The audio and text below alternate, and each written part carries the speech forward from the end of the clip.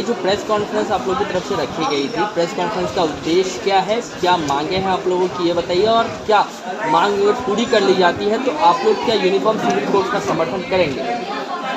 3 मुद्दों पर ये प्रेस कॉन्फ्रेंस हमने रखी है। सबसे पहला मुद्दा ये है कि हम कई सालों से मुस्लिम फैमिली लॉ का कोडिफिकेशन या विधिकरण की हम बात कर रहे हैं और जिसका मसौदा भी हम बार बार सरकार को भेजते हुए आए हैं।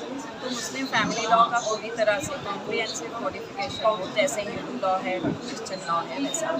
और अगर वो नहीं कर पा रहे हैं आप इतने सालों के डिमांड्स के बाद और आप यूनिफॉर्म सिविल कोड की बात करें तो उस कोड में मुस्लिम औरतों के लिए क्या है, उनका इससे क्या फ़ायदा।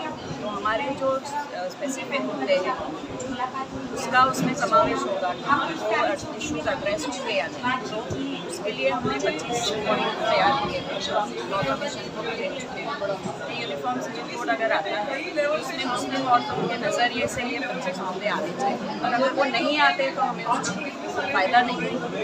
कोडिफाई कीजिए या मुस्लिम औरतों के कानूनी हक से फैमिली किस तरह की मॉडिफिकेशन की मांग आप चाह रही हैं, क्या मॉडिफाई किया जाना चाहिए इसमें? मॉडिफाई का अभी तो आया ही नहीं है। जब कोड आएगा उसमें पॉलीगमी पर रोक लगनी चाहिए, हलाला का जैसे जो स्पेसिफिक कम्युनिटी के मुद्दे हैं जो दूसरी कम्युनिटी में नहीं पाए जाते उनके खिलाफ भी कानून बनना चाहिए। चाइल्ड मैरिज के ऊपर प्रतिबंध आना चाहिए, पॉलीगमी पर प्रतिबंध आना चाहिए।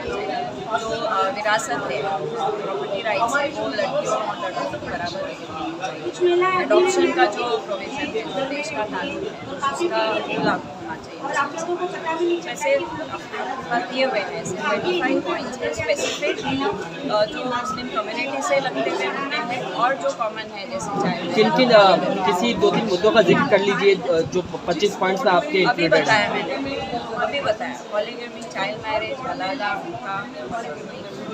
Inheritance, adoption. महर की रकम जो है वो सालाना आमदनी जो है उसको महर के वक्त में निकाह के वक्त मिलनी चाहिए।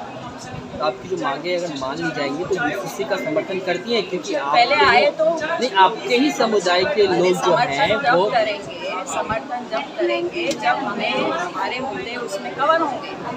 सिंपल बात है, it is not unconditional support, it has to fulfil the needs of the Muslim women. Legal issues of the Muslim women must be addressed by the uniform civil, then only it will be accepted.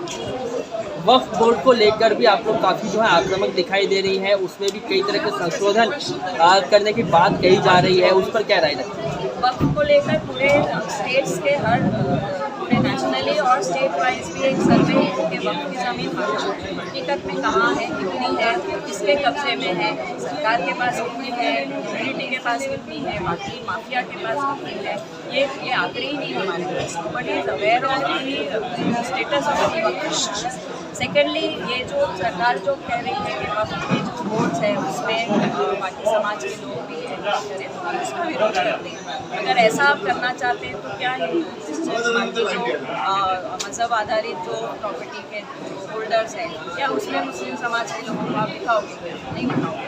तो ये community की property है, community को handle करने की। लेकिन एक मुसलमान औरत होने के नाते मैं ये भी कहूँगी कि वक्त में मुसलमान औरतों के लिए बोर्ड्स ने औरतों के लिए क्या किया है।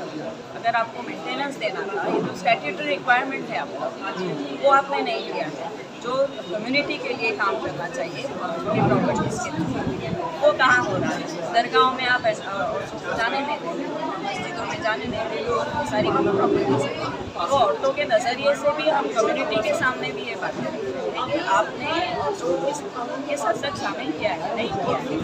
तो जब ये वक्फ बोर्ड बने, उनका अगर रीऑर्गेनाइजेशन हो तो मुस्लिम औरतों का भी उसमें मेंबरशिप बने, ताकि हम भी अपने कम्युनिटी के प्रॉपर्टीज़ की जिम्मेदारी ले सकें। ठीक, महिला आंदोलन से जुड़ी हुई है। आज की जो प्रेस कॉन्फ्रेंस है, प्रेस कॉन्फ्रेंस का मुद्दा क्या संक्षेप में जरा बताइए। मुस्लिम फैमिली लॉ को कोडिफाई किया जाए, जो हम डिमांड करते आए हैं बहुत सालों से, और अगर कोडिफाई नहीं कर रहे हैं और यूनिफॉर्म सिविल कोड ला रहे हैं सेंट्रल गवर्नमेंट, तो हमारी मुस्लिम बहनों की कुछ डिमांडें हैं, 25 डिमांड्स हैं, उसको उसमें शामिल किया जाए। और साथ ही जो वक़्फ़ का मुद्दा चल रहा है, तो वक़्फ़ में रिफॉर्म की ज़रूरत है। वक़्फ़ में गरीबों की मदद कैसे की जाएगी और मुस्लिम औरतों की मदद कैसे की जाएगी, वक़्फ़ के एडमिनिस्ट्रेशन में मुस्लिम औरतों को कितना शेयर मिलेगा, वो 50% उनका शामिलियत होनी चाहिए, ये हमारी डिमांड है। और साथ ही साथ जो हेट स्पीचेस और हेट क्राइम्स हो रहे हैं और एक कम्युनिटी के ऊपर जो हमले हो रहे हैं उस पर रोक सरकार लगाए, ये भी हमारी 3 डिमांड्स को लेकर आज जो मांगों की लिस्ट दी गई है, अगर वो मांगे जो है मान ली जाती है, तो क्या आप लोग यूनिफॉर्म सिविल कोड का समर्थन करेंगे? क्योंकि आपके ही समुदाय के कई जो लोग हैं वो लगातार इसका विरोध करते नजर आ रहे हैं। सो यूनिफॉर्म सिविल कोड के मूल में जेंडर जस्टिस और जेंडर इक्वालिटी है। ये अलग बात है कि आज की तारीख में यूनिफॉर्म सिविल कोड को लेके बहुत ज़्यादा पॉलिटिक्स हो रही है, लेकिन हमने जो मांगे रखी हैं, जैसे कि चाइल्ड मैरिज होनी चाहिए, जैसे कि मेहर मिलनी चाहिए, जैसे कि पॉलीगैमी पे रोक लगनी चाहिए, जैसे कि औरतों को प्रॉपर्टी में शेयर मिलना चाहिए, औरतों को मेहर मिलना चाहिए, ये सारी कुछ मांगे हैं। ये अगर हलाला पे रोक लगनी चाहिए, ये सारी मांगे अगर शामिल होती है तो हम यूनिफॉर्म सिविल कोड का स्वागत करेंगे। ठीक है, उसी का कुछ सवाल